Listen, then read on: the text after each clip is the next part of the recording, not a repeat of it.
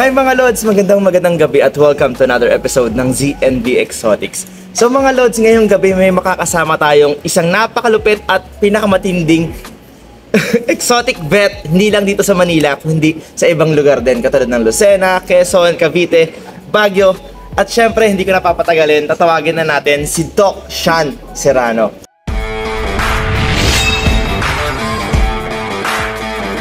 Hi Doc! So yun mga Lods, makakasama natin si Doc Sean ngayon kasi magbe-vet assistant tayo sa kanya. Tama ba Doc? Mga beautiful people, syempre panoorin nyo, makakasama natin si Doc Sean. So, tara. Doc, ano ba gagawin natin ngayon? Saan ba tayo? Andito tayo sa Caloocan, so hindi pa kasi disclose yung location, no? Pero basta somewhere here. So, ang ano natin yan is deworming. So, deworm tayo ng mga ball python.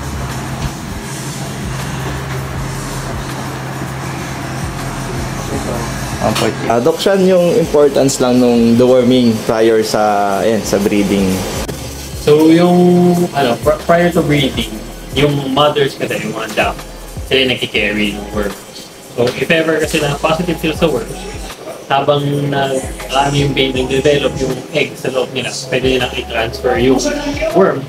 Yung worm mismo, i-transfer siya kung dahil sa baby. So kung hindi prevented yung deworm, yung parasites natin, dadami sila, magpapass on sila. So, kakalat lang yung infection.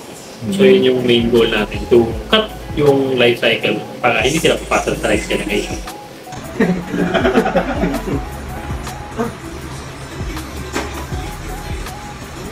Saan ang baby ka talaga? Dito. Nagay siya. May bata. First day, may pati. Ito naman naman. Wow, yan. Sige lang. Ano? Ano?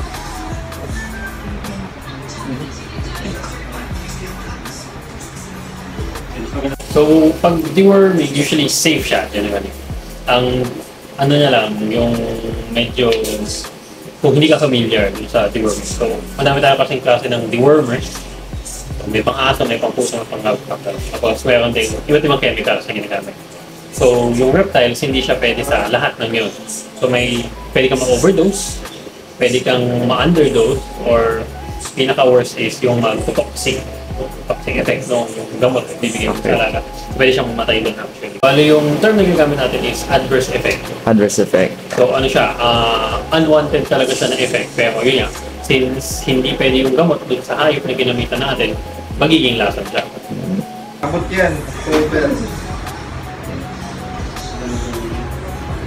Ay maganda kumain yan, sobra. Ano talaga sila? 700 to 900 mag-off sila. Tapos pagkabalik mo ng galing PBB, bomba na yun. Halos lahat sila doon.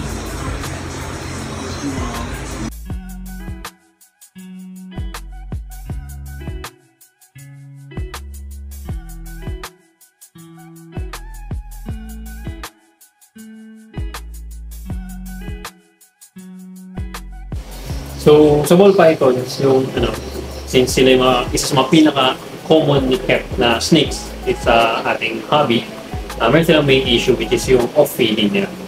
So, off-feeding is yung titigil siya kumain. Sometimes 1 to 2 weeks, yung iba umaabot siya ng up to 6 months. So, usually hindi siya concerning kasi characteristic siya ng ball python talaga na hindi kumakain. So, to troubleshoot yung ganitong issue, you can try na magbigay ng other feeders. So, hindi kasi pwedeng mais lang palagi. Minsan naghahanap din sila ng ibang food. Sometimes you have to try rats, gerbil, hamster, you know. So, hanapin niyo lang kung ano yung kakainin niya. Tapos, stick to that. Pag tumigil ulit, try something else.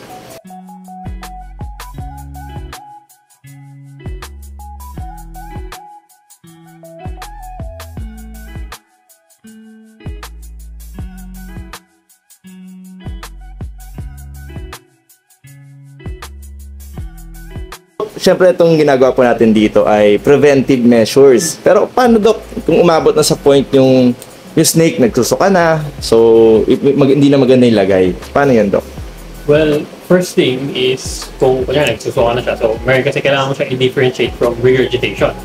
So sometimes kasi mag-regurgitate yung snake natin kung stress siya or kung nasobrahan sa kain, so sometimes susubo nila, hindi na kaya i-digest, iluluwa nila yun naturally. Pero kung vomit na siya talaga, like kada pakain mo isusuka niya or kahit wala siya kinain, isusuka siya, yun. So you have to, well, first off, dali mo siya sa vet. Pero kung hindi kaya, meron tayong available lang. So electrolyte soap, pwede yun, Zoomit electrolyte soap, babad mo siya doon. Kailangan mong bawiin yung fluid na nawawala sa kanya. Pagkatapos nun, isolate mo na siya, automatic, bawal lang magkalubilo sa ibang hayop. Disinfect everything. Tapos, continuous monitoring. So, nagsusuka lang ba? Nagsisipon ba? May namamaga ba? Mukha bang in pain? So, yun yung mga kailangan mong i-identify. So, isa-isain mo yun. So, linisan yung enclo, palitan yung enclo kung kailangan. Tapos, keep warm palagi. Important yun sa sick reptiles natin. Tapos, takpan mo. So, mas maganda yung wala siya nakikita. Less stress yun sa kanya. Stabilize mo siya. Tapos, yun, dali mo sa vet para mas ma-diagnose.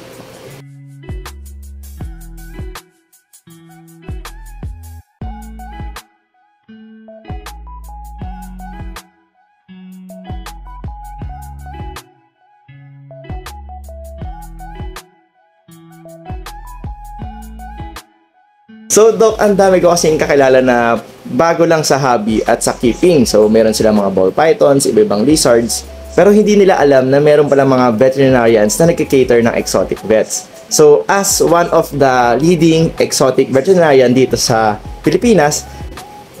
So, ayun. So, for wellness checks, located ako sa Hi-Pet Vet Clinic. So, Quezon City siya, along Rosex Avenue.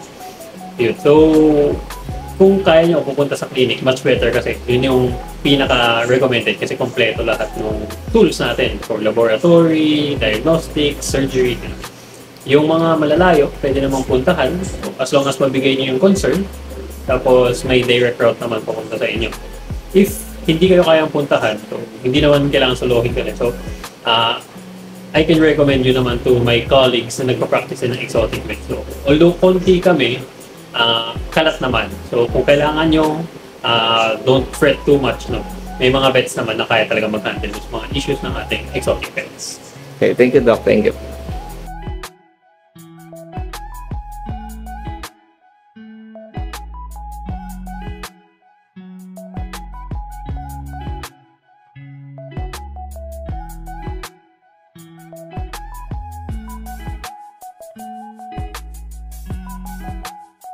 So ayun mga lods, natapos na yung anong matawag dito, Doc? Home service. Ayun, home service ni Doc Sean at nagpapasalamat tayo sa isa sa pinakamalupit na vet na bata na pagsama niya sa atin dito at ang dami namin natutunan ni Justin, na si Justin. So thank you Doc Sean sa thank you Doc Sean sa pag-mentor sa amin at marami kami natutunan ngayong gabi. Ayan, Doc Sean, i-follow niyo siya sa Doc Sean. Doc Sean. Doc Sean sa TikTok, sa Facebook, Instagram. Instagram. So, yun, nalagay ko rito. So, paalam mga lods. Bye! Yan.